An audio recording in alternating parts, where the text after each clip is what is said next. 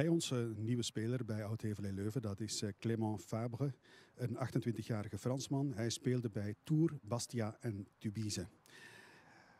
Ce qui vous a attiré de venir chez l'OHL? Déjà, j'ai joué contre eux l'année où ils étaient en D1 et j'avais vu le complexe d'entraînement et je trouvais ça intéressant. L'année dernière, quand on a joué contre Louvain, voilà, le stade, l'ambiance, vraiment, voilà, c'est un club qui me plaisait déjà depuis nous 2 saisons. Donc, quand j'ai eu l'opportunité, quand il y a eu les premiers contacts, voilà, j'avais dit à mon entourage que ça me plairait de venir ici, donc je suis content d'être là. Quels sont vos points forts au poste de défenseur? Mon point fort, je sais pas trop. Après, c'est voilà, mon jeu de tête avec ma taille, mon gabarit, mon physique, bien sûr. Et puis bon, je commence à avoir un peu d'expérience. Donc j'ai 28 ans, donc voilà, je me sers de mon expérience. Quelles sont vos attentes dans ce club? C'est un club ambitieux qui, je pense, veut jouer la montée. Maintenant, en D2, c'est particulier. Il n'y a que 8 équipes, tout le monde se renforce, donc tout le monde peut jouer la montée. Donc voilà, maintenant, nous, on veut jouer le plus haut possible et pourquoi pas aller au-dessus, mais vraiment, c'est jouer le plus haut possible. Comment est l'ambiance dans le groupe? Très bien, très bien. J'ai été très bien accueilli. Ça se passe très bien. Tout le monde a été top avec moi. On travaille bien, donc très, très bon début. Vous habitez avec votre famille dans le quartier de Louvain ou J'habite à Bruxelles parce que voilà, ma compagne travaille à Bruxelles dans le quartier européen. Donc voilà, mais c'est pas loin de Louvain, c'est facile d'accès, donc ça va. Ik vernam dat je Nederlands wil leren. Begrijp je de taal al een beetje? Pardon. Je sais pas trop, non. Je sais pas ce qu'on m'avait dit du coup. Beaucoup de succes chez OHL. Dank. Merci. Harmen Cuperus, Fries, ex-doelman en keeperstrainer bij Oud-Heverlee Leuven. Welkom bij de club. Harmen, een Friese naam?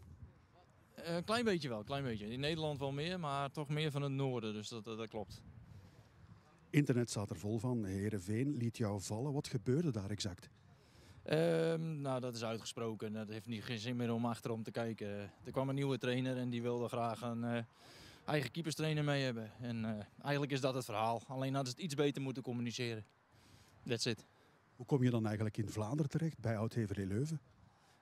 Via Davino Verhulst. Zijn begeleider Mark Volders heeft contact in België. En zij hebben de contacten gelegd. En binnen een week was eigenlijk alles geregeld. En ik ben er blij mee. Je bent hier nu een paar weken bezig. Wat denk je over het niveau van de doelmannen bij Oud-Heverlee Leuven?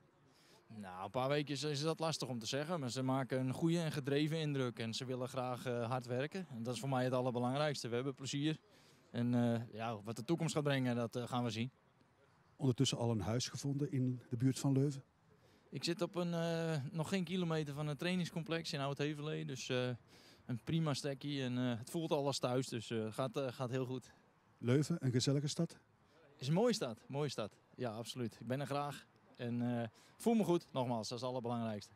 Prima, bedankt en veel succes bij de club. Bij ons Mathieu Maartens, een 22-jarige middenvelder. Hij komt over van Cercle Brugge. Ja, je was eigenlijk jaren zo trouw als een hond aan de vereniging, want zo noemt Cercle Brugge zich.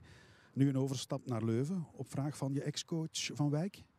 Ja, inderdaad. Ik had nood aan een nieuwe uitdaging. En Leuven was er de perfecte club voor. En de coach wou me zo graag. En daarmee is alles zo verlopen.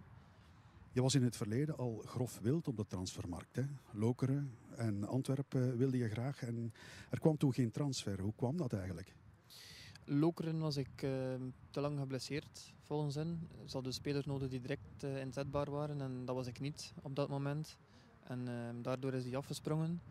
En Antwerpen was omdat Cercle niet naar de concurrentie wou brengen. Daarmee is het ook afgesprongen. Wat zijn je kwaliteiten als voetballer, Mathieu? Ik denk dat ik een slimme speler ben en voetbalvermogen. En er zijn nog veel werkpuntjes. Dus. Maar het blijkt dat je gelooft in het project bij Oud-Heverlee Leuven, want je tekende voor 3 jaar. Hè? Ja, dat is waar. Ik heb getekend voor 3 jaar en ik geloof er zeker in. De club is zeer ambitieus en dat ben ik ook. Dus we matchen perfect met elkaar. Blijf je in West-Vlaanderen wonen of kom je naar Leuven? Ik verhuis naar Leuven. Ik ben momenteel aan het zoeken naar een appartement. Al een stukje van Leuven ontdekt ondertussen? Nog niet zo, want ik was er nog maar van woensdag, denk ik, of van donderdag. Dus nog niet echt ontdekt. En toch af en toe nog wat West-Vlaams praten met Storm. Ja, maar dat is ook minder. Allee, die praat ook niet zo dialect of mij. Dus mooi aan inspreken. Ken je al spelers voor je bij Leuven kwam? Niet echt, ik ken er een paar van zoveel matchen tegen elkaar te spelen, maar persoonlijk niet echt, nee. We hopen dat je een vlotte aanpassing kent en wensen je veel succes bij de club. Dank u, Mathieu. Bij ons Yannick Aguemont, een 25-jarige Fransman. Hij speelde bij Toulouse, Straatsburg en Union Sint-Gilles. Ce qui vous a attiré de venir à Louvain? Le projet, les ambitions du club. C'est avec les nouveaux investisseurs, il y a un gros projet de remonter le plus vite possible en D1A. Et, c'est le projet qui m'a séduit. Et voilà aussi le club, ses infrastructures et voilà. Quels sont vos points forts comme attaquant? Point fort, je dirais la vitesse. J'aime bien provoquer et donner le dernier ballon ou marquer des buts. C'est ça le plus important en fait pour les joueurs offensifs et c'est ce que les coachs demandent au haut niveau et c'est ce que j'essaye de faire. Quelles sont vos attentes dans ce club? Mes attentes, faire ce que je sais faire de mieux, apporter ce que je sais faire. Et voilà, après c'est collectivement. Et après, collectivement, si on est bien et qu'il y a un bon état d'esprit et que voilà, il y a une bonne cohésion, ce qu'il y a dans l'équipe, ce qui est en train de se créer dans l'équipe, bah, ça va sortir des individualités. Et c'est grâce à ces individualités qu'on pourra aller chercher des choses en fin de saison. Comment est l'ambiance dans le groupe? Très bonne, très bonne. Ça charrie beaucoup, ça rigole beaucoup. Et voilà, c'est bien de travailler dans cet état d'esprit-là et dans cette ambiance.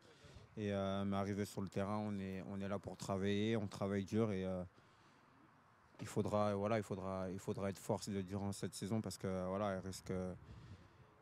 elle va pas être simple et donc voilà, on travaille dur pour être prêt en ce début de championnat.